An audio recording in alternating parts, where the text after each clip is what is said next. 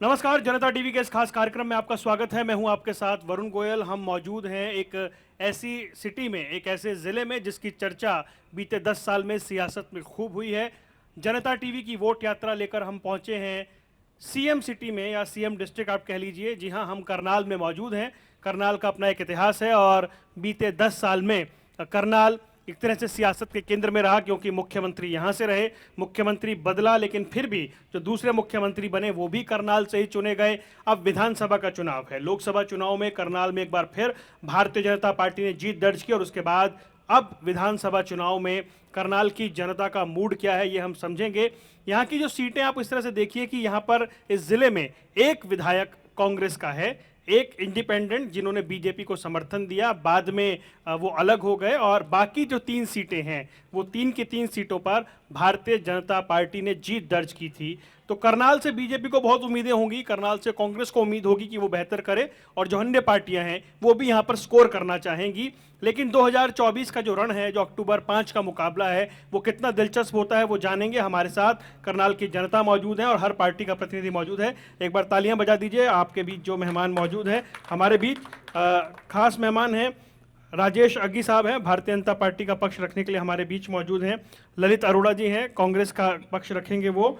कृष्ण कुटेल साहब हैं, Indian national लोक दल से हमारे साथ हैं, और इसके अलावा प्रदीप कंबोज साहब हैं, आम आदमी पार्टी से। चलिए शुरुआत करते हैं। अग्गी साहब, करनाल में एक बार फिर से वापस उधर वाले बेल्ट में की भाषा में कहा जाए तो चौधर मिल जाएगी, ऐसी उम्मीद करते हैं आप? बिल्कुल चौधर मिलेगी जी। तीसरी बार जैसे केंद्र में भाजपा की सरकार बनी है, ऐसे ही हरियाणा में भी भाजपा की सरकार बनना लगभग तय है।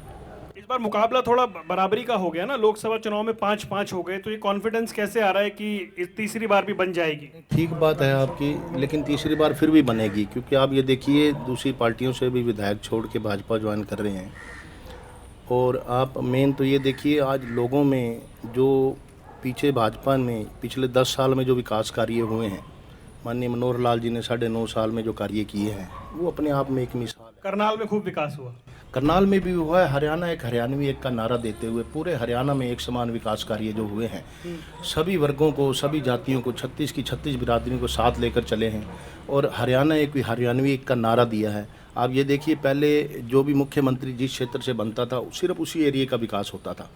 पहली बार ऐसा हुआ है कि 90 के 90 विधानसभा क्षेत्रों में बराबर का। करनाल का हुआ या नहीं हुआ? करनाल जिले की बात कर रहा हूँ ना मैं। करनाल का भी हुआ है, करनाल का भी हुआ है, बहुत विकास कार्य हुए हैं करनाल में खूब विकास कार्य हुआ। अरोड़ा जी, देखिए करनाल का विकास तो सभी को दिख रहा है। 9.5 साल में यहाँ जो सीएम थे हमारे इसी शहर से थे, 2 बार चुनाव जीते, और उनको मिड टर्म में यानी उनके सेकंड टर्म में यहाँ से हटा दिया। तीसरी बार भी तो जीत गए। नहीं सुनिए ना, मैं आगे भी तो बोल रहा हूँ। तीसरी बार जो बने उनकी कॉन्स्टिट्यूंसी चेंज हो रही है। अगर इतना ही कॉन्फिडेंस था तो लड़ते हैं ना यहाँ से। उनके बड़ोली साहब कह रहे हैं कि ये लाडवा से लड़ेंगे, मुख्यमंत्री कह रहे हैं मैं यहाँ से लड़ूंगा। विकास कार्य अगर किए होते तो मुख्यमंत्री नहीं बदला जाता, ना ही ये अपनी सीट छोड़ते। नहीं, मुख्यमंत्री तो कांग्रेस भी बदल देती है। उन्होंने पंजाब में कैप्टन साहब को हटा के चन्नी को बना दिया था ना। भुगतना पड़ता है फिर, भुगतना पड़ता है फिर। आपकी गलती से भी नहीं सीख रहे वो? नहीं, हमारी गलती का मतलब नहीं, यहाँ तो इनकी गलती की बात हो रही है। मैं विकास की बात कर रहा हूँ कि अगर 159 करोड़ के कैमरे आप लगाते हो और एक भी कैमरा आपका चलता नहीं है तो आप उसको विकास कहते हो? शहर की सड़कों का हाल देखो। 2 घंटे की बरसात आज, अब अगर आप 2 घंटे पहले आए होते तो सड़कें पानी से लबालब भरी हुई थी। और कचरा प्रबंधन यहाँ का है, ट्रैफिक व्यवस्था देख लीजिए। एक नाइट विजन इन्होंने बनाए थे, कैमरा लगाए थे। एक ये नाइट मार्केट लगाई थी, सब बंद हो, सांझी साइकिल बंद हो चुकी है।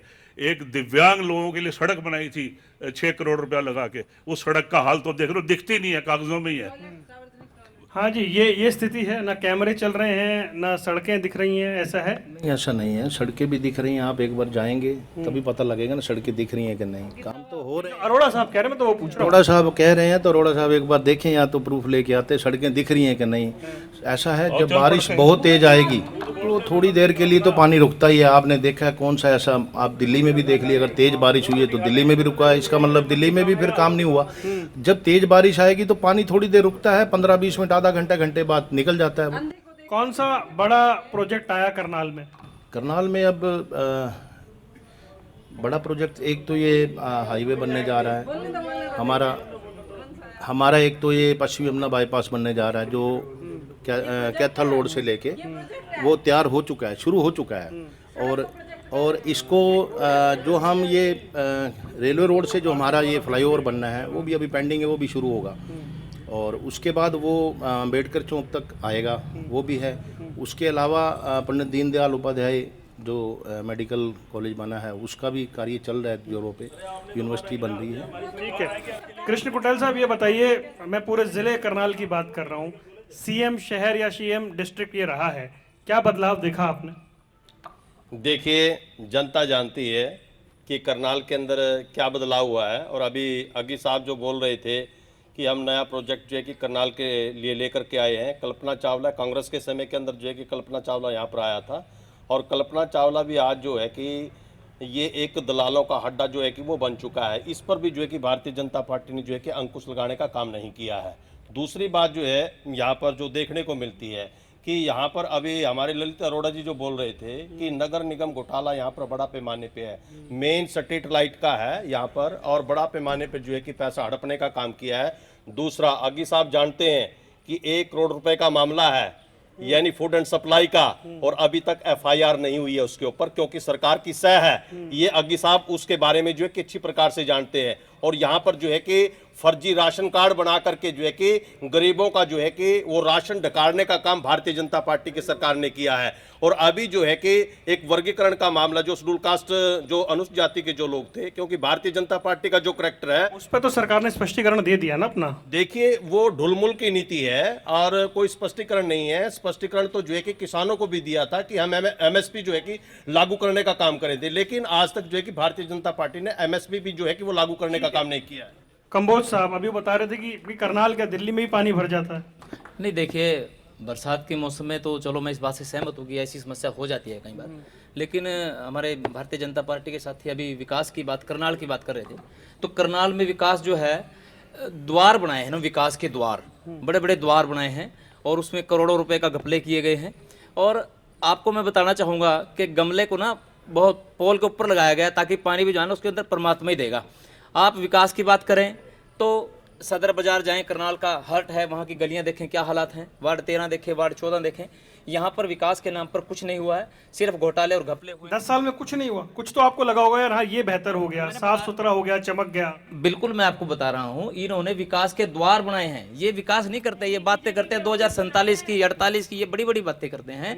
विकास के नाम पे कुछ नहीं करते, विकास के नाम पे तो द्वार बनाए, देख सकते हैं करनाल के चारों तरफ। चावला साहब, विकास हुआ या नहीं हुआ करनाल में, ये बताइए। देखिए, 10 साल की बीजेपी की सरकार रही है।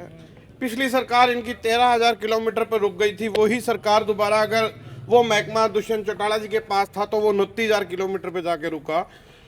जितने भी चौटाला साहब के महकमे थे वो दुगने से ज़्यादा पे जाके रुके। उसका एक कारण था, क्योंकि वो महकमे दुष्यंत चौटाला जी के पास थे। जो महकमे बीजेपी, इन शॉर्ट आप कह रहे हैं पिछली सरकार में काम हुआ? पिछली सरकार में जो दुष्यंत चौटाला जी के पास महकमे थे, सिर्फ उन्हीं का काम हुआ। वो भी तो सरकार का हिस्सा थे ना? हाँ, सरकार का हिस्सा थे, मैं कह तो रहा हूँ। हाँ, बोलिए। भ्रष्टाचार हुआ तो कहते हैं कि भ्रष्टाचार हुआ तो हुआ, लेकिन दुष्यंत चौटाला जी के महकमे में एक पैसे का भी कोई भ्रष्टाचार साबित कर दे तो जो मना कहेंगे मैं यहाँ देने के लिए उनकी तरफ से तैयार हूँ। अच्छा, ये बताएं करनाल में क्या बदला? दारू के ठेके तो सबके। उनके सवालों का जवाब नहीं देना चावला साहब, मेरे सवाल का जवाब देना आपने। ये बताइए करनाल में क्या बदला? करनाल में सीएम सिटी के नाम पे धोखा हुआ और सीएम सिटी को एक आम सिटी बनाकर छोड़ दिया। यहाँ का विधायक था जो वो भी नहीं था, और अगर होता तो ये समझौता टूटता ही क्यों? ये समझौता लंबा चलता। समझौता करने के नाम बताइए ना, काम हुआ या नहीं हुआ? काम सीएम सिटी में कुछ नहीं हुआ। सीएम सिटी करनाल अपने दम पर है और अपने दम पर ही रहेगा। चलिए जी, पुराने साथी कह रहे हैं कोई काम नहीं हुआ। काम बहुत हुए हैं जी। आप देखिए, शहर के चारों तरफ 4 लेन सड़कें बनी हैं। शहर में विकास तो बहुत हुआ है। विकास तो इतना हुआ है पिछले 70 सालों में, जो 60 सालों में जितनी सरकारें थी उन्होंने इतना नहीं किया जितना पिछले 10 साल में विकास कार्य हुआ है। बहुत अधिक विकास कार्य हुआ, पूरे हरियाणा में हुए। आप देखिए, पूरे हरियाणा में आज जितने हाईवे बने हैं, आप हाईवे कितने मैं हर जिले में घूम रहा हूँ सर, मैं तो इस जिले की बात करने आया हूँ। हाँ हाँ, मैं करनाल की ही बात कर रहा हूँ। अब करनाल के चारों तरफ देखिए 4 लेन सड़कें बनी हैं, सारे शहर में जो है सड़कों का जाल बिछा हुआ है, सारे सड़कों शहर में जो है सीवरेज, जहाँ जहाँ सीवरेज की समस्या थी सीवरेज लाइन बदली जा रही है, जहाँ जहाँ पानी की समस्या थी पानी की लाइनें बदली जा रही हैं। शहर में साथ चारों तरफ जहाँ जहाँ जगह थी वहाँ पार्कों का निर्माण हुआ। एक बार जरा घूम के आते हैं, कौन क्या कहना चाहता है। हाँ जी, नाम बताइए अपना। सर मेरा नाम प्रियंका भारद्वाज है। सर जैसे अभी विकास की बात हो रही है तो आज ही करनाल के एक गांव में गई हुई थी, तो वहां पर जाकर मैंने महिलाओं से बात करी। सर आप बिलीव नहीं करोगे कि मैं भी देखकर हैरान थी कि वहाँ की जो जनता थी वहाँ भारतीय जनता पार्टी से इतनी वो खुश थी। तो उन्होंने बोला, कहते मैंने पूछा कि क्या विकास कार्य हुए हैं, कहते कि ऐसा कोई, हमारे बच्चे आज सेफ हैं, हमारी लड़कियाँ सेफ हैं, कहते कि सड़कों को लेकर गांव में सड़कें पहुंची हैं, बहुत पहुंची हैं। कह रहे गांव का नाम बता दीजिए। सर मैं कुंजपुरा गांव में गई थी। कुंजपुरा गांव में गए थे। हाँ जी, एक एक करके, ऐसे नहीं भाई, ऐसे नहीं, एक एक करके। गांव के अंदर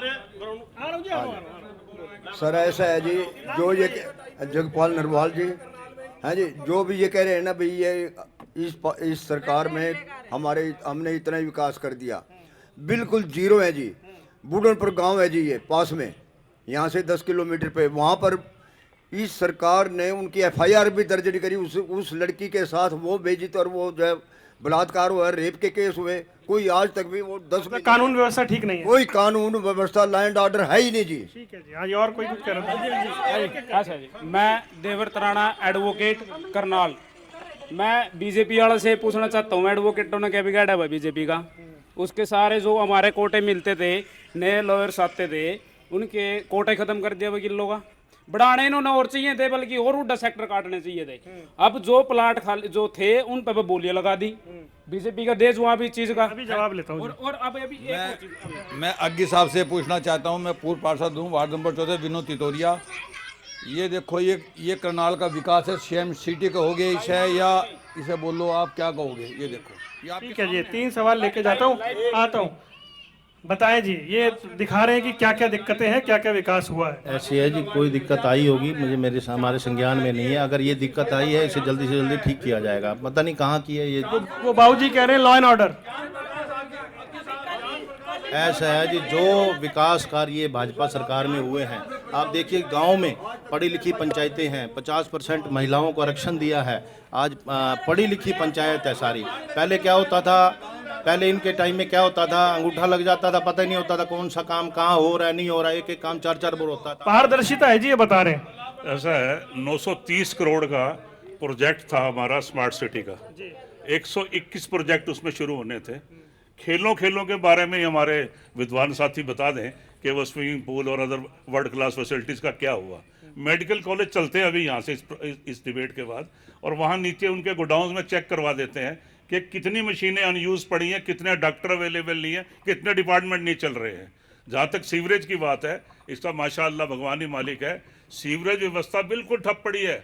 पुराने पाइप हैं सेक्टरों में, इतने यानी 1.5 फुट के पाइप लगे हुए हैं, जहाँ की कम से कम वहाँ तो बहुत बड़े पाइप। मैं कई जगह पूछता हूँ ये सवाल, तो कहते हैं कि अनप्लान्ड पहले के थे, अब हम उसे ठीक कर रहे हैं। हुड्डा सेक्टर तो अनप्लान नहीं है ना, वहाँ भी यही स्थिति है। बिजली के कट देख लो आप मुगल कलाल की सड़कें एक बार फोटो खींच के दिखाओ ना सबको। आप तो पत्रकार हो, सारा जानते हो, इस शहर का भी जानते हो। इतनी मेडिकल कॉलेज की तो मैं इनको, जिम खाना देख लो आप, जिम खाना को बदसूरत बना दिया। हमारे कम्युनिटी सेंटर सबको किराए पे चढ़ा दिया है। कम्युनिटी सेंटर का मतलब है वहाँ की जनता उस सेक्टर की उसको इस्तेमाल कर सके अपने लिए, मीटिंगों के लिए, जन्मदिन के लिए। उनको कमर्शियल रेट पे किराए पे हम ही ले रहे हैं। ये तो कह रहे हैं जी 14 से 24 में सब बिगड़ गया। कुछ नहीं बिगड़ा जी, 24 घंटे बिजली मिल रही है। ये कह रहे बिजली नहीं मिल रही। आप सारे हरियाणा वासियों को पता है कितनी बिजली, तो आप इस 10 साल पहले चले जाइए कितनी बिजली मिलती। 2005 से 2014 का करनाल ज्यादा ठीक था। 2014 से 24 का करनाल ज्यादा अच्छा है जी, बहुत अच्छा है। अब पहले और अब में बहुत फर्क है, बहुत अधिक विकास कार्य हुए हैं। भाई साहब, क्राइम सिटी है, मुख्यमंत्री यहाँ पे होता है और मर्डर हो जाता है। अभी ASI का मर्डर हुआ, डेली चेन स्नैचिंग होती है, रोज ये क्राइम में हरियाणा जो है 3.8% है और 10 मोस्ट डेंजरस स्टेट है हरियाणा की, और करनाल एक बहुत डेंजरस सिटी बन चुका है। करनाल डेंजरस सिटी बन गई है। कुछ नहीं है जी, अगर कोई ऐसा अपराध होता है साथ के साथ उसको पकड़ लिया जाता है। आप देखिए सवाल ये नहीं है सर अपराध हुआ क्यों, सवाल तो ये है। ऐसा है, Preventive क्या करते हैं? कई अपराधी होते हैं नहीं पता लग पाता। अदर मतलब अगर हम ये देखें कि आज कानून व्यवस्था, अगर हम 2014 से पहले जाएं, 2014 से लेकर 24 तक की कानून व्यवस्था में बहुत फर्क है। बहुत अच्छी कानून व्यवस्था दादी के है। राज में तो गुंडे बच्चे छोड़ के भाग गए थे हरियाणा। देखिए अभी अगी साहब बोल रहे थे कि कानून व्यवस्था जो है कि पहले से अच्छी है, लेकिन ये हमारा सरकारी रिकॉर्ड बताता है कि अपराधों की जो संख्या है उसमें बढ़ोतरी हुई है, कमी नहीं हुई है। और महिलाओं पर जो है कि केस दर्ज हुए, और महिलाओं की जो FIR है उसके अंदर 50% जो है कि वो FIR हुई, और 50% जो है कि वो FIR आज तक जो है कि वो दर्ज नहीं की गई। और करनाल के अंदर जो है कि झूठे एफिडेविट दे करके जो है करोड़ों रुपए के जो है कि इसमें गेहूं घोटाला जो है कि यहाँ पर किया गया है। दूसरा जो है कि आज करनाल के अंदर जो हम देखते हैं, मंत्रालय किसके पास था? मंत्रालय तो भारतीय जनता पार्टी के पास ही है, सारे के सारे मंत्रालय जो है कि, क्योंकि CM सिटी यहाँ पर है। और दूसरा जो है कि करनाल के अंदर अगर भारतीय जनता पार्टी ने काम किया होते ना तो जो है कि मनोहर लाल खट्टर को जो है कि बदला जाता, क्योंकि वो डंके की चोट पर कहते कि हमने यहाँ पर काम किया है, विकास किया है, हरियाणा को हमने जो है कि चरम सीमा पर हम लेकर के गए। 3 बार क्यों जिता दिया? दूसरी बात यह है कि यहाँ पर अब यहाँ के जो सैनी साहब जो मुख्यमंत्री बनकर के आए वो भी लाडवा की ओर जो है कि वो प्रस्थान कर चुके हैं। तो इसका मतलब क्या है कि यहाँ पर इस हरियाणा प्रदेश के अंदर जो है कि भारतीय जनता पार्टी ने 10 साल तक, अभी भाई अमनदीप जी बोल रहे थे कि 10 साल के अंदर विकास हुए हैं, लेकिन विकास शराब घोटाला हुआ, धान घोटाला हुआ, वो किसके समय के अंदर हुआ है? वो भारतीय जनता पार्टी आप पर आरोप है जी। मिलकर के काम। बिल्कुल बिल्कुल, जिन लोगों ने शराब की बात छेड़ी थी उन्होंने ही शराब के ठेकों में हिस्से डाले हों, तो फिर वो शराब के घोटाले में हिस्से क्यों डालते थे? वो हिस्से डाल के बैठे हैं तो वो घोटाला तो फिर वो खुद कर रहे हैं। जिनके हिस्से थे वही बातें छेड़ रहे हैं। शराब के ठेकेदारी कहेंगे घोटाले हो रहे हैं, तो फिर उनके अलावा घोटाले कर कौन? कह रहे मंत्रालय आपके पास थे ना? तो मंत्रालय थे ना, मंत्रालय में तो घोटाले ठेकेदारों ने करे तो ठेकेदारी करेंगे ना, ठेकेदारों के पास हिस्से गए ना। अगर ठेकेदारी कहे कि घोटाला हुआ तो मानना नहीं है। मानने में मैंने तो कहा है कि एक पैसे का भी घोटाला साबित कर दीजिए दुष्यंत चौटाला के महकमे में, जो जुर्माना कहोगे यही दे के जाऊंगा। हाँ जी, ये बताएं कि जब ये हाँ बताइए आप। देखिए ऐसा है, जब 2 साझेदार हैं तो घोटाले में दोनों ही शामिल हैं। आज कोई ये कहे कि ये हमारे मंत्रालयों में नहीं हुआ या उनके मंत्रालय में हुआ, ये तो साझेदार तो आप भी थे कांग्रेस के। नहीं, हम कांग्रेस के साझेदार जरूर थे, लेकिन हम लोकसभा के अंदर हमने साझेदारी में चुनाव लड़ा है। आप ही तो कहते थे लोकसभा में इन्होंने घोटाले किए इनकी सरकारों में। नहीं, देखिए जो घोटाला करेगा वो तो उसकी सजा जो है भुगतेगा, इसमें तो कोई दो राय है नहीं।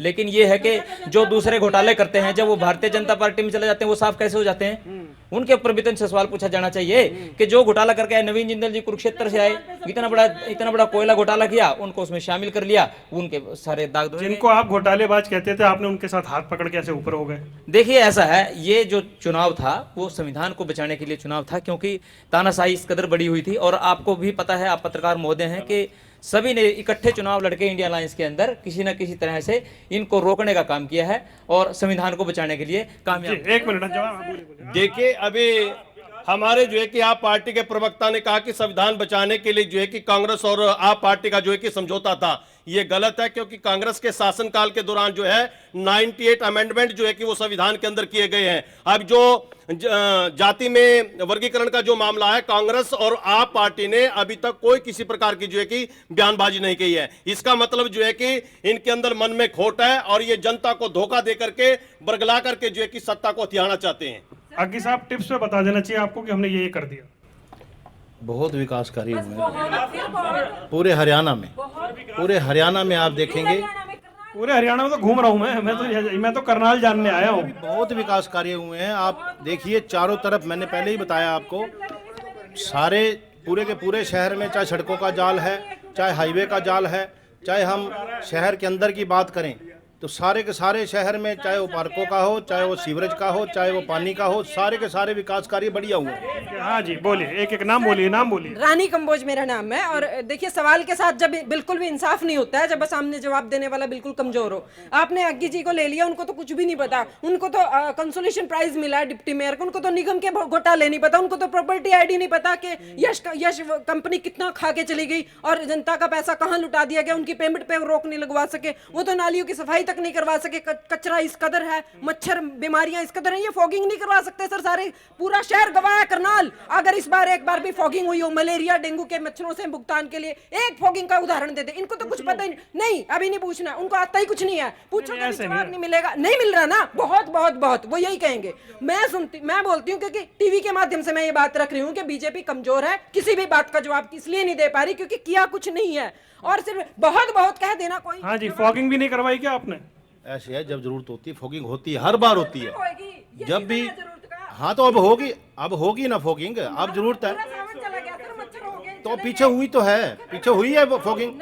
अरोड़ा साहब, मैं आपसे इनसे चलो नए सवाल पूछ लेता हूँ। अग्गी साहब नए सवाल का जवाब दे दे। CHD सिटी में कोई भी व्यवस्था ठीक नहीं है। भाट कॉलोनी में सीवरेज का पानी बाहर बह रहा है। हमारे सेक्टर 12 में पार्किंग की व्यवस्था बिल्कुल खराब है। 2700 वकील है, 1900 वर्किंग वकील है, वहाँ पे उनकी गाड़ियाँ खड़ी करने की जगह नहीं है। एक बार सुबह 10 बजे 9:30 बजे सेक्टर 12 के आसपास। अच्छा, अब मैं आपके चुनावी प्रबंधन पे एक बात करता हूँ। एक मिनट मैडम प्लीज। ये जो जिला है, इस पूरे जिले में एक विधायक है कांग्रेस का, मतलब क्या बीजेपी की जो कमजोरियां उसके बाद आप लोग क्या बेहतर मैनेज नहीं कर पा रहे? नहीं, ऐसा नहीं है। 2019 की स्थिति और 2024 की अलग है। हमारा वोट परसेंट 46 पॉइंट समथिंग आया है, 9 है शायद, और 46 सीटों पे हम आगे हैं। अब ये कहेंगे 4 पे आप आगे हैं। जब हमने उसमें इकट्ठे चुनाव लड़ा है तो 46% वोट, इंडिया में सबसे ज्यादा हाईएस्ट वोट कांग्रेस पार्टी का है। और आप देखेंगे कि कम से हमारा प्रबंधक ठीक नहीं है। आप लोग हमारे पे इल्जाम लगाते हो, संगठन नहीं है। इल्जाम नहीं लगा रहा मैं तो पूछ रहा हूँ आपसे। बिना संगठन के हमने 5 सीटें जीती, अभी भी संगठन तो बिना संगठन की लड़ेंगे। अभी हम 60 से ऊपर सीटें लेने जा रहे हैं, और जो भारतीय जनता पार्टी मंथन पे मंथन करते जा रही है। मंथन कर रहे हैं सर जी। अगर 60 सीटें अगर लेने जा रहे हैं तो ये फिर आप और उसके साथ सपा के साथ वो क्यों मिल के क्यों लड़ना चाह रहे हैं? इसमें क्यों लड़ना चाह रहे हैं मिलकर चुनाव? लेके सेंटर में क्यों लड़ना चाह रहे हैं? अब इनसे पूछिए। अगर ये 60 पे खड़े हैं तो फिर ये तो सरकार बनेगी इनकी। ये तो समय बताएगा ना सरकार किसकी। सरकार भारतीय जनता पार्टी की बनेगी, तीसरी बार सरकार भारतीय जनता पार्टी। चाबी के बिना ताला नहीं खुल सकता, इतना बता दूं। आप कह रहे हो हंग असेंबली होगी और आपकी जरूरत पड़ेगी। बिल्कुल जरूरत पड़ेगी, चाबी के बिना ताला नहीं खुल सकता। तो किसके पास, एक मिनट, पूरी है सर सबकी, बिना किसके पास जाकर बैठोगे? सर जिसके पास ताला होगा उसी के पास चाबी जाएगी। आप तो कह रहे हो बीजेपी के साथ जाएंगे नहीं। मैं समझा नहीं, एक चीज कह रहा हूँ कि बिना चाबी के कभी ताला नहीं खुला। कोई ताला बिना चाबी के खोल के दिखा दे, वो अरोड़ा साहब कुछ कह रहे हैं आपसे। हाँ जी, ये कह रहा हूँ, ये कहीं नहीं बैठ सकते। 7 तो इनके MLA भाग चुके हैं, बाकी 2 और वो 2 भी जाएंगे। हाँ, जिनकी सीटें पूरी नहीं हो रही वो बीजेपी से कैंडिडेट मांग रहे हैं सर। बिना अगर इनके पास कैंडिडेट, एक तो बात है ना, आपके साथ चले गए सर। आप बिल्कुल एक चले गए, जो भगोड़े थे वो चले गए, जो क्रीम थी वो जो भगोड़े थे वो चले गए, जो क्रीम थी वो रह गई। लेकिन अगर इनके पास सीटें पूरी थी तो बीजेपी की कैंडिडेट की जरूरत नहीं पड़ रही है। जब चाबी ही खराब हो गई तो वो किस ताले में लग सकती है? वो किसी ताले में नहीं लग सकती। चोरी के लाओगे, बिना चाबी के ताला खोल लोगे तो चोरी के लाओगे। दूसरा, मेरा भारतीय जनता पार्टी के प्रवक्ता जो साथी हमारे यहाँ पर है, कबो साहब एक मिनट, मेरा बीजेपी के साथी से एक सवाल है, क्योंकि वो प्रॉपर रूप से आप लोगों को जवाब भी नहीं दे पा रहे हैं, क्योंकि उनकी सदा पृष्ठभूमि जो है कांग्रेस की रही है। और मुझे ऐसा लगता है कि नागपाल की तरह कभी वो पार्टी ना चेंज कर ले, क्योंकि एक मामला जो है, एक मामला बड़ा पैमाने पे जो है कि फूड एंड सप्लाई का है, वो अग्गी साहब जानते हैं और सब साथी भी जानते हैं उसको, लेकिन करनाल की जनता जानती है उसको। लेकिन उसके ऊपर आप स्पष्टीकरण दें, वो मामला क्या है? ठीक है, रुके, एक बार पब्लिक को सवाल है। कौन कौन रह गया? पीछे से आता हूँ ना भैया, आगे। हाँ जी, बोलिए। इधर हाँ जी, हाँ जी। ये जो निष्पक्ष बात करनी चाहिए, हम सब पार्टियों की बात कर रहे हैं, पार्टी के कार्यकर्ता बैठे पार्टी की सपोर्ट करते हैं, दूसरे की निंदा करते हैं। पहली बार जब हमारे यहाँ के मुख्यमंत्री ने चुनाव लड़ा, उसकी इंटेंशन बहुत साफ थी, बढ़िया थी, ईमानदारी वाली थी। उसने खूब पैसा सेंटर से लिया और पैसा लगाया, लेकिन उसका जो नियंत्रण था प्रशासन पे वो विफल हो गया पूरी तरह से, और धीरे धीरे धीरे वो 100% से 0 पे आ गया, जिसकी वजह से विकास नहीं हो पाया। ये तो है उनके नेता होना बहुत अच्छी बात है, लेकिन नेता के अंदर इतना गुण होना चाहिए कि वो अपने प्रशासन को कैसे नियंत्रित करेगा। रुपए 100 खर्च हुए, अगर वो 100 रुपए दिए सरकार ने, एडमिनिस्ट्रेशन बहुत इंपॉर्टेंट है ना। मौके पे अगर वो 20 रुपए खर्च कर रहा है, आज आप जाइए पुलिस जो है बिल्कुल 0 हो चुकी है। जो सबसे बड़ा दुख है वो ये है भी कोई बड़े से बड़े आदमी के साथ भी घटना घटेगी तो वो कुछ नहीं है, 112 नंबर पे कॉल करते हैं, आ जाती है वो, लेकिन कार्रवाई कुछ नहीं है, वो सिर्फ एक्सीडेंट के केसेस में ही काम आ रही है 112, और कुछ बात नहीं है। हाँ जी, कुछ कह रहे थे आप। एक आखिरी बात मैं बताना चाहता हूँ, जो बीजेपी है, बीजेपी का मुख्यमंत्री करनाल से भाग गया, इसके मतलब कि बीजेपी ने हार मान ली। नंबर 2 पे कांग्रेस ने आज आकर के आप आम आदमी पार्टी के साथ समझौते की बात शुरू कर दी, इसका मतलब वो भी कमजोर है। तो हो सकता है कोई तीसरा पक्ष हरियाणा, तीसरा कौन फिर? बीएसपी और INLD, वो आगे बढ़ सकते हैं। हाँ जी, अब इस वक्त जैसे इलेक्शन का समय है तो सभी जो ललित जहाँ पे जो सभी पार्टियां हैं सिर्फ सभी अपनी पार्टी के बारे में विचार वो करेंगे, लेकिन जो हम जानते हैं 2014 से पहले का जो समय था उसमें क्या होता था, हमें अगर सिलेंडर लेना है उसमें पूरा दिन छुट्टी करके सिलेंडर लो, उसके बाद हमें बिजली का बिल भरना है, इतना कुछ ऑनलाइन सब कुछ करने के बाद जितना जो सिलेंडर पहले 400 का था ना वो अब 800 का हुआ है, लेकिन सैलरी कितनी लोगों का कितना वो हुआ है, कितना कुछ उनका बढ़ गया है, उनकी इनकम जो बढ़ी वो नहीं दिखी। इसके बाद जितने विकास के कार्य इधर हरियाणा में करनाल में 10 सालों में हुए, करनाल का बताइए, करनाल का ही बता रहा हूँ, जितने 4 लेन्स हैं करनाल के चारों तरफ के, चाहे कैथल रोड है, चाहे काछवा रोड है, चाहे इंद्री रोड है, चाहे मेरठ रोड है, सभी जगह 4 लेन हो गया है।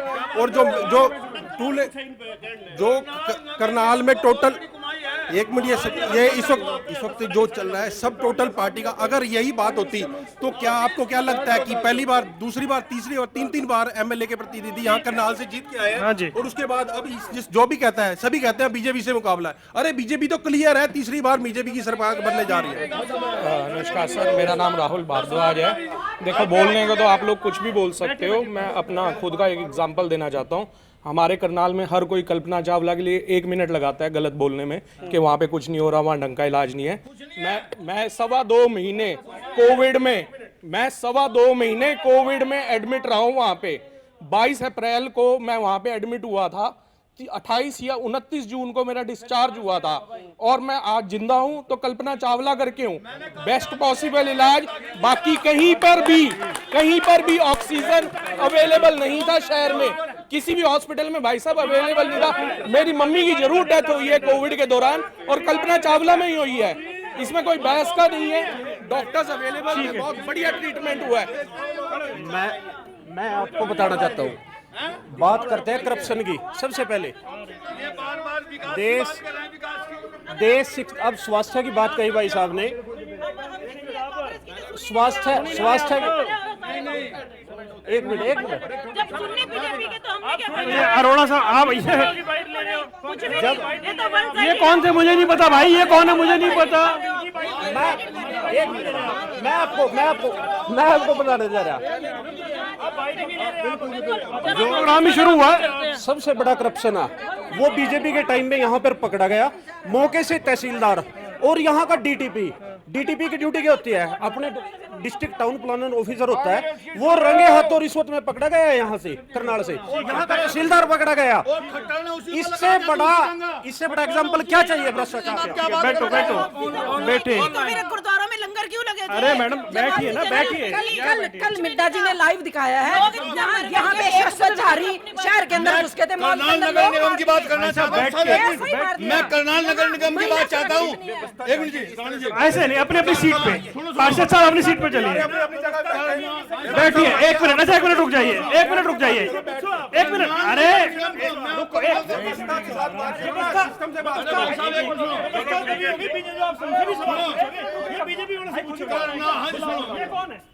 कांग्रेसी और ये कौन है? कांग्रेसी बोले नहीं, दोनों बोल चुके हैं। ये कौन है? ये कौन है?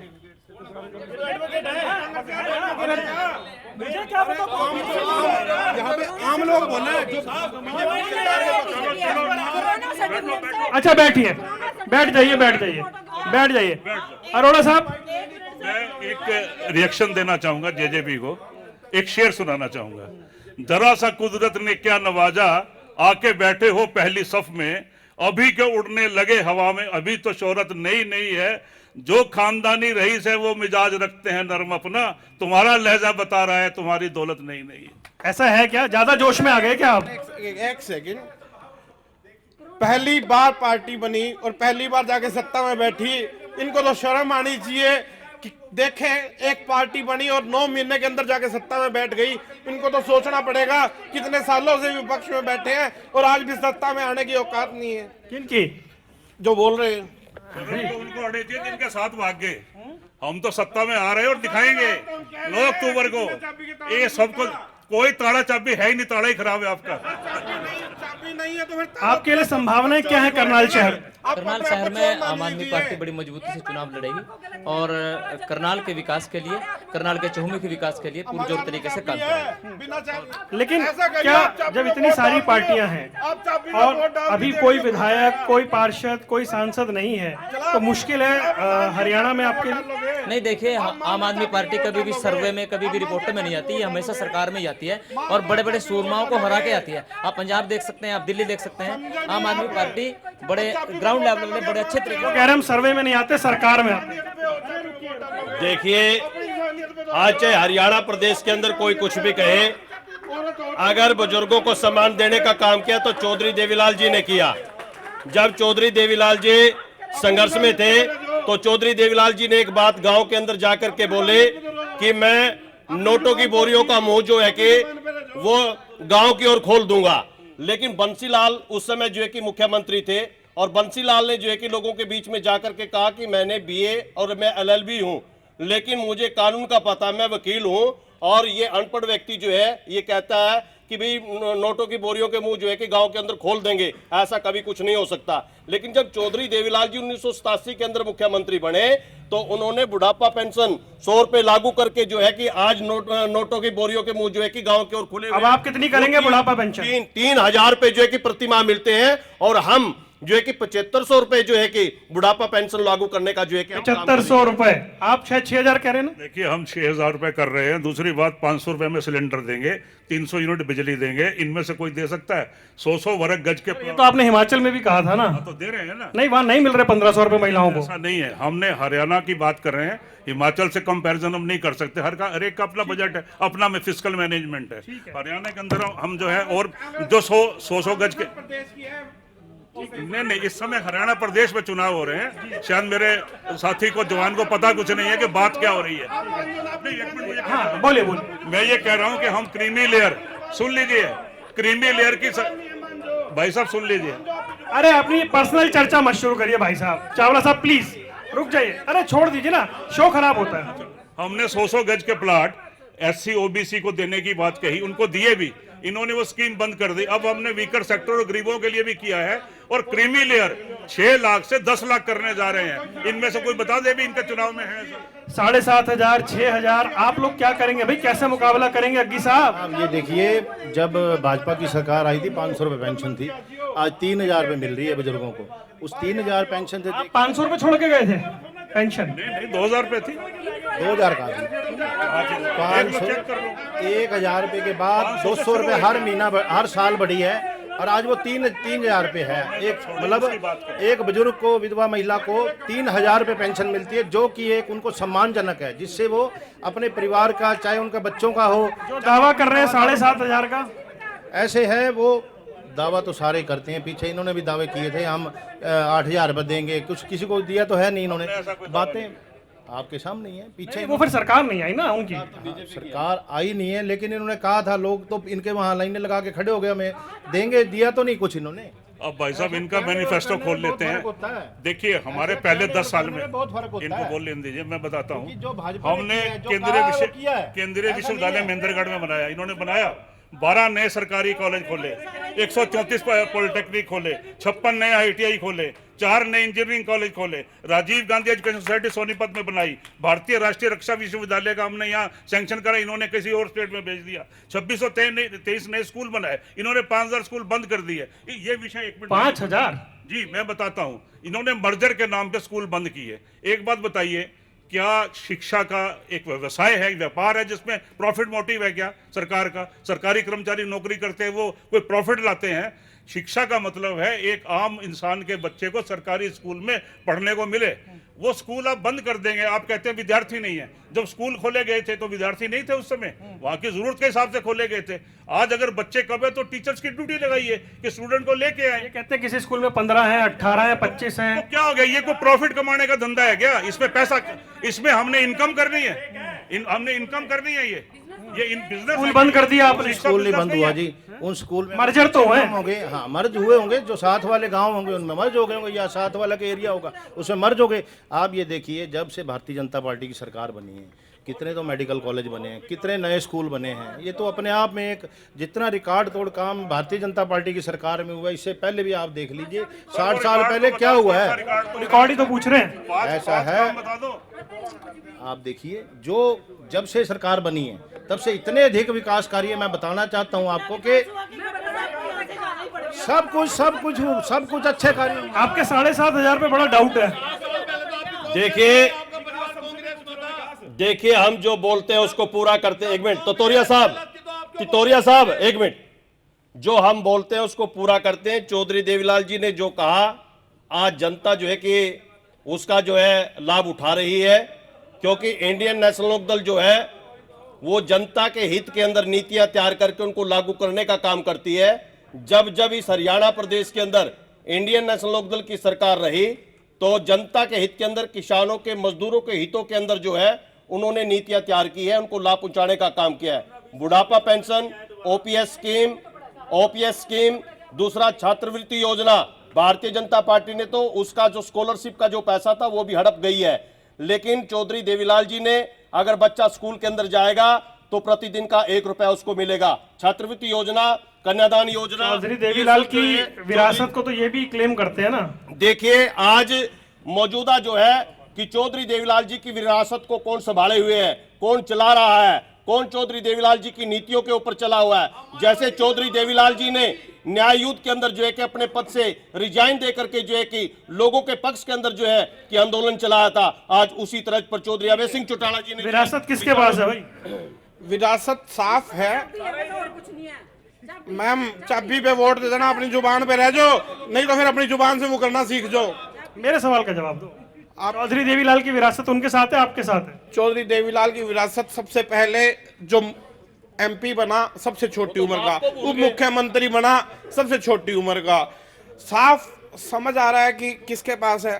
वो तो जो विपक्ष में रहने के लायक ही नहीं रह गए, एक सीट जोगे नहीं रह गए। और एक तरफ है कि दोबारा उचाना से सबसे पहला पर्चा भरने दुष्यंत सिंह चौटाला जा रहे हैं। प्रेमलता और वीरेंद्र सिंह दोनों कहते हैं कि हमें टिकट मिलेगी, उन दोनों की फाइनल नहीं, अब कहते हैं विजेंद्र सिंह को मिलेगी। उनको यही नहीं पता कि टिकट किसको मिलेगी। इधर बीजेपी के पास आ जाए तो नयाब सैनी जी कहते हैं करनाल से लड़ूंगा, इनके प्रदेश अध्यक्ष कहते हैं लाडवा से लड़ेंगे। इनके पास खुद की टिकटें फाइनल नहीं है। दुष्यंत चौटाला जी सबसे पर्चा भरकर सुबह इनका जवाब देने जा रहे हैं कि सबसे पहला पर्चा दुष्यंत जी उचाना से लड़ेंगे। ठीक है जी, हाँ, किसका सवाल रह गया था? हाँ जी बोलिए, खड़े हो जाइए, नाम बोलिए। मेरा नाम गुरविंदर कौर है और मैं शहरी प्रधान हूँ कांग्रेस से। मैं ये बताना चाहती हूँ, जैसे मेरे एक भाई ने कहा कि जब यहाँ पर कोरोना था तो उस समय बहुत भाजपा ने काम किया। भाजपा ने क्या काम किया कि खट्टर साहब उन दिनों में यहाँ पर नजर ही नहीं आए और सारा काम गुरुद्वारों ने संभाला और गुरुद्वारों ने ऑक्सीजन भी दी। और यहाँ पर अगर व्यवस्था सड़कों और अन्य बातों की जाए तो आप चल के देखें, सारी सड़कें इस समय टूटी पड़ी हैं, कोई व्यवस्था नहीं है। निगम ने एक द्वार जो है वो 2-2 करोड़ के बना के, जो सिर्फ बीइंग आर्किटेक्ट में बता सकती हूँ कि वो 20 लाख तक के बनने वाले थे, उन पे करोड़ों पे खर्च करके ये बता दिया कि हमने द्वार बनाया है। मैं इनसे पूछना चाहती हूँ कि कितने बच्चों को इन्होंने नौकरी दी? क्या हम ये कहते हैं बिना पर्ची बिना खर्ची? बिल्कुल कुछ भी नहीं, बिना खर्ची पैसे लिए। मैं वो प्रूफ भी ला देती हूँ जिन लोगों ने पैसे देखे। निगम करनाल को इतनी बड़ी कमाई है, कर्मचारी से लेकर कमिश्नर तक की नाम ना पेंशन खुद निगम देता। करनाल निगम को ये भ्रष्टाचारी खा गई उसको 10 साल के अंदर। नौकरियां किसकी लगी? नौकरियां सारी बहुत लगी हैं, बिना पर्ची बिना भर्ती के, आपके सामने हैं सारे। ऑफिस में पैसे ऐसे कोई ना, किसी को 1 रुपया भी नहीं दिया। मेरे ख्याल हजारों लोग बच्चों ने उनके पेरेंट्स ने ये बोला है मीडिया के आगे आकर कि पहली बार ऐसी सरकार बनी है, पहले बार ऐसा मुख्यमंत्री आया है जिसने निस्वार्थ सेवा की है इस प्रदेश की, बिना पर्ची बिना खर्ची के जो नौकरियां दी हैं। आज से पहले तो नहीं 60 साल किसी ने भी दी बिना पैसे के। गरीब का बच्चा लग ही नहीं सकता था, गरीब के बच्चों को नौकरियां दी। ऐसे ऐसे परिवार जिन्होंने सपने में भी नहीं सोचा था है, आप लोग अपने घरों में नौकरियां बांट देते थे, पैसे लेके बांट देते थे नौकरियां। आप खुद देखिए जो काम अच्छे हुए हैं उनके बारे में आपको सोच बोलना चाहिए। आप चाहे विपक्ष के हैं, विपक्ष जो अच्छे काम है उनके बारे में बोलना चाहिए। देखिए एक मिनट सुनिए।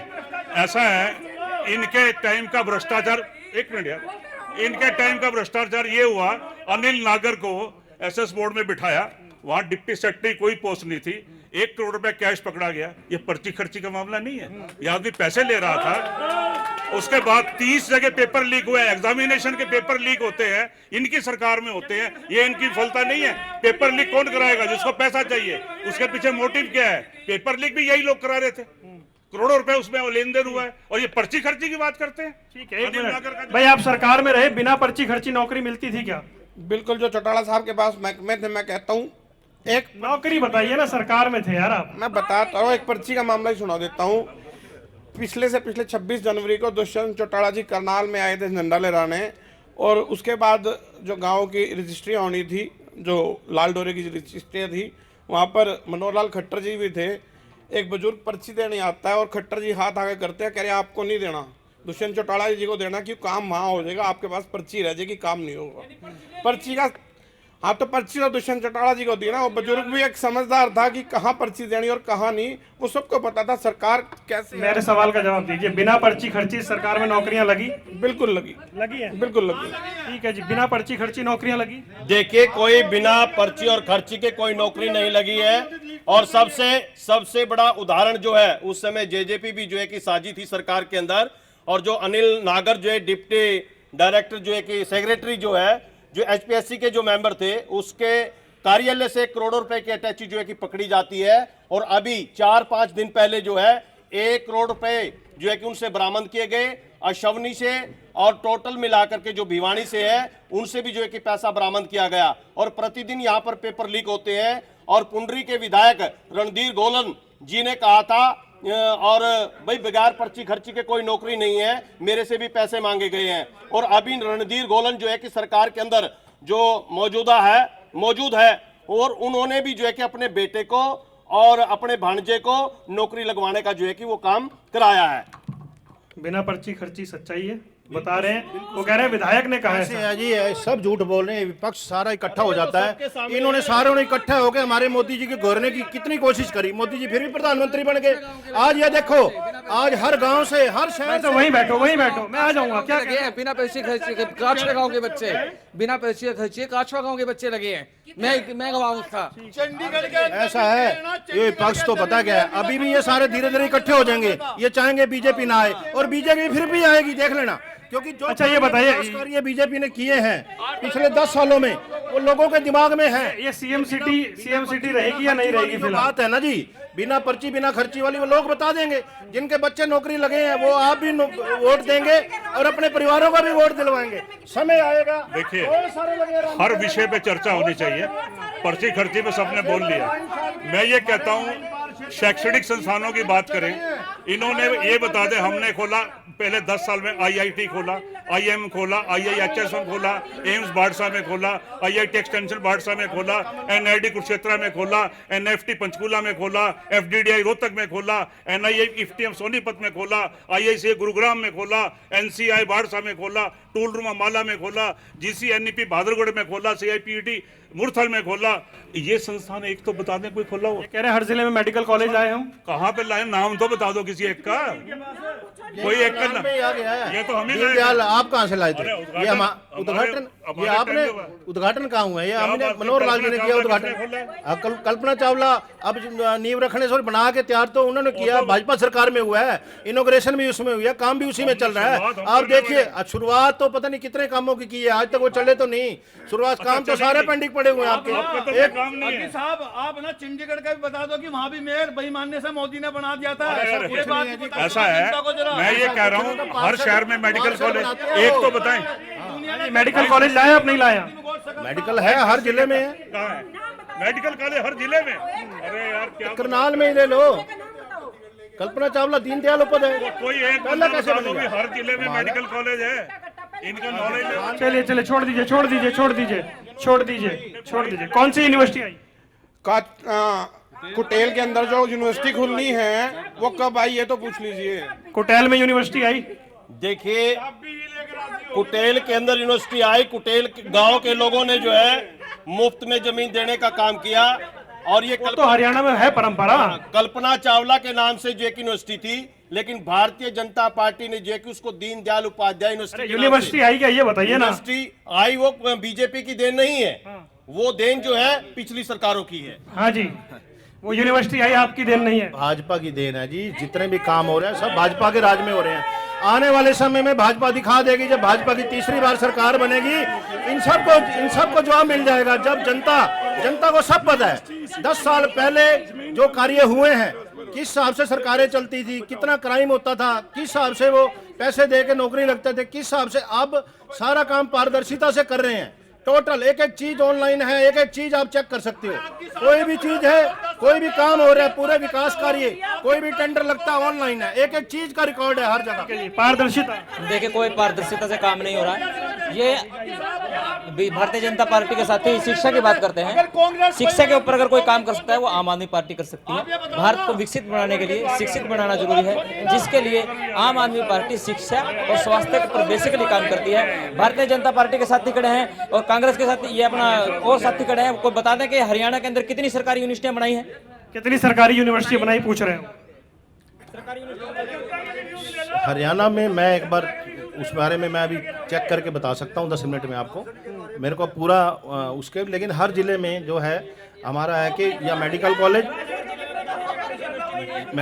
या यूनिवर्सिटी हर जिले में बनी है, हर जिले में बन रही है। ऐसा है, हमने गोहाना में नया स्वास्थ्य विश्वविद्यालय बनाया, नेशनल कैंसर इंस्टीट्यूट और एम्स 2, कुल मिला के 6 हमने 10 सुपर स्पेशलिटी हॉस्पिटल बनाए, 641 ग्रामीण अस्पताल बनाए, CPC CSC जिसको कहते हैं। MBBS की फीस हमारे टाइम में 40,000 थी, आज 40 लाख है। क्या बात कर रहे हैं? कौन से मेडिकल कॉलेज, कितने जिले हैं, एक का नाम नहीं बता रहे हैं। हाके जाने से क्या होता है? कितने जिले हरियाणा में भी नहीं पता। बताओ ना। हाँ जी अक्की साहब, मेडिकल कॉलेज आ रहे हैं हर जगह, हर शहर में मेडिकल कॉलेज और यूनिवर्सिटी हर शहर में बनने जा रही है, हर शहर में। चले जी अंत में 5 सीटें हैं इस जिले में, कितनी की उम्मीद करती है जेजेपी? 5 सीटें हैं इस जिले में, 3 आएंगी जी। 3 आएंगे। अच्छा 5 में से 3, इतना अच्छा करेंगे आप? बिल्कुल अच्छा करेंगे जी। मैंने फिर कहता हूँ बिना चाबी के ताला नहीं खुल सकता, बिना चाबी के ताला चोरी खुल। अरे मुझे ये बताइए कि फिर किसके पास जाके बैठेंगे अगर आप चाबी है? बीजेपी के पास जाएंगे नहीं, हुड्डा साहब से आपकी बनती नहीं है। CM में दुष्यंत चौटाला आएंगे ना। 5 में से कितने? देखिए 5 की 5 सीटों पे मजबूती से चुनाव लड़ेगी आम आदमी पार्टी, और जिताना और हराना तो आम जनता का काम है। आम आदमी पार्टी मजबूती से लड़ेगी और लगभग सारी सीटों पे यहाँ पर जीत दर्ज करेगी। ज्यादा तो नहीं कह दिया आपने? बिल्कुल ज्यादा नहीं कहा है। देखिए जिताना का काम, यहाँ दावे जो मर्जी करते रहिए, दावे करने से कुछ बनती थोड़ी बात है। कोई कहेगा मैं 3, जैसे चावला साहब ने कहा ईमानदारी से कि 3 पे हम जीत जाएंगे, 2 पे उन्हें मुश्किल लग रहा है, ऐसा कुछ बताइए ना कि हाँ भी कांटे का मुकाबला है, 2 जीत सकते हैं, 3 जीत सकते हैं। बिल्कुल 5 की 5 सीटों में मजबूती से लड़ेंगे और चुनाव जीतेंगे। ठीक है कुटेल साहब, 5 में से कितनी हम यहाँ के जिले की? देखिए गोयल साहब, आप पूरा हरियाणा प्रदेश के अंदर घूम के आए हैं, आपको सारा पता है। और रही करनाल की बात, अभी तो भारतीय जनता पार्टी और कांग्रेस की लिस्ट आउट नहीं हुई है। हमने 14 कैंडिडेट मैदान के अंदर उतार दिए हैं, और जिस दिन कांग्रेस, उन्होंने भी 19 उतार दिए। जब कांग्रेस और बीजेपी की जो लिस्ट आएगी, भगदड़ मचेगी, और भगदड़ के अंदर जो है इस हरियाणा प्रदेश के अंदर जो सरकार होगी वो इंडियन नेशनल लोकदल और बहुजन समाज पार्टी की होगी। करनाल में 5 में से कितनी सीटें? मैंने सरकार बनाने की बात की है, तो सरकार ज्यादा बहुमत से बनती है ना। 5 में से 3, 5 में से 4, कितने की उम्मीद करें? देखो हम झूठ तो बोलते नहीं, 75 पार का नारा हम नहीं देते, ना 70 पार का नारा देते हैं हम लोग। ये लोग झूठे लोग हैं, ये कहते कुछ है और होता कुछ है। हम जो बोलते हैं कि अब की बार इस हरियाणा प्रदेश के अंदर इंडियन नेशनल लोकदल और बहुजन समाज पार्टी की सरकार होगी। और आपको चाबी की जरूरत पड़ेगी क्या? हमें कोई चाबी की जरूरत नहीं है, हम पूरे ताकतवर हैं। चौधरी देवीलाल जी की विरासत हम लोगों के पास है, उसका आशीर्वाद हमें है। जब एक सीट पर लड़ रहे थे तब भी कह रहे थे कि 1 सीट दिलवा दो, हम CM बना देंगे, वैसे ही CM बना देंगे 1 सीट से। आज राज्यसभा के चुनाव के अंदर कांग्रेस हार मान चुकी है, क्यों नहीं उसने राज्यसभा के अंदर जो है कि अपना कैंडिडेट उतारने का काम किया है। चौधरी अभय सिंह चौटाला जी ने कहा था आप कैंडिडेट उतारे, हम साथ देने के लिए तैयार हैं। ऐसा क्यों अरोड़ा साहब? ऐसा है, जब संख्या बल है ही नहीं, इनको मिला लो चाहे किसी को मिला लो, तो हम पागल है अपनी हार करवाने जाएंगे। चलिए, हार तो होनी। 5 में से कितने? 5 में से 5 आएंगे। 5 में से ठीक ठीक लगाओ, पूरी ठीक ठीक लगा के बता रहा हूँ। 3 तो पहले यहाँ 5 में से 5 आएंगे। 5 में से 5, कोई डिस्काउंट नहीं किसी को? डिस्काउंट नहीं है, पूरी 5 में से 5, किसी के लिए कोई रियायत नहीं ना कोई रहता नहीं। 5 में से 5 आएंगे। मुख्यमंत्री करनाल 5 में से कितनी सीटें सर? ऐसा है, एक बहुत स्ट्रॉन्ग अंडरकरंट है हरियाणा में, और आज की तारीख में जो भी ये गैस वर्क कर रहे हैं, और अगर आप मेरे से गैस वर्क पूछना चाहते हैं तो 5-0 है, ये सारे फेल है। अच्छा, सारे फेल है। चलिए जी, तो हम थे करनाल में, सबके अपने अपने दावे हैं, कोई 5 में से 3, कोई 5 में से 5 कह रहा है। कुल मिलाकर देखना यह है कि रिजल्ट क्या कुछ आता है। 5 अक्टूबर को वोट डालने जरूर जाइएगा, ये आपका अधिकार भी है, आपकी जिम्मेदारी भी है। और इसके साथ साथ ये कि जनता टीवी की वोट यात्रा जारी है, कल मुलाकात होगी किसी और जिले में। दीजिए इजाजत, नमस्कार।